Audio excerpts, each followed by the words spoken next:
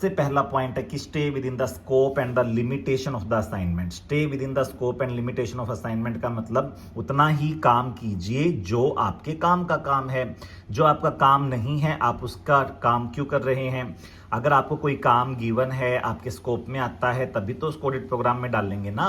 अगर आप उसको बिना बात के अपने ऑडिट प्रोग्राम में डाल रहे हो जबकि वो आपके स्कोप से बाहर है एक्टिविटी, जैसे आपका काम है फाइनेंशियल ऑडिट का और आप मैनेजमेंट ऑडिट करने लग जाओ, तो ये तो गलत बात है।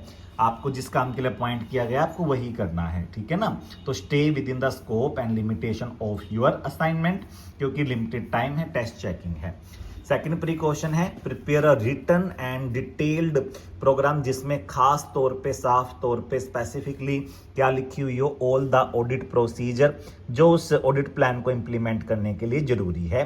राइट ऑल द प्रोसीजर जो आप अपने ऑडिट प्लान को अचीव करने के लिए परस्यू करेंगे।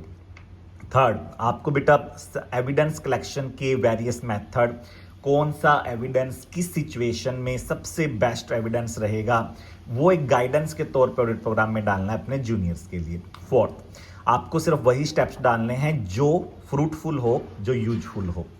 फिफ्थ, आपको अपने ऑडिट ऑब्जेक्टिव्स को बेटा वेल डिफाइन कर देना है और सफिशिएंट डिटेल डाल देनी है उसके अंदर। ये रिटर्न सेट ऑफ इंस्ट्रक्शंस जो है बेटा, ये असिस्टेंट को बहुत हेल्प करेंगे आपके, और इससे सीनियर्स को भी हेल्प मिलेगी कि they can guide, they can control and supervise easily, and they can check how much work is done and how much work should have been done till that time.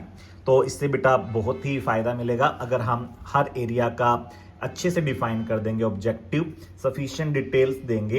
इससे assistant को पता होगा कि वो क्या कर रहा है और उसको ये भी पता होगा उसे कब करना है, और उसे ये भी पता है कि वो क्यों ये सब कर रहा है। उसे हर चीज़ की अच्छी सी नॉलेज मिलेगी। तो पहली आपकी जो पॉइंट है, पहला जो आपका प्रिकॉशनरी पॉइंट है वो है stay with in the scope and limitation. Second है prepare a written audit programme setting forth all the procedures. Third है बेटा एविडेंस जो है वो सबसे बढ़िया कौन से रहेंगे, किस सिचुएशन में, ये अगर सीनियर्स जूनियर्स को गाइड कर दे तो माशाल्लाह। फोर्थ बेटा अब उन्हीं स्टेप्स को अप्लाई करना है जो यूजफुल है, उनको अप्लाई नहीं करना जो कि कोई काम के नहीं है।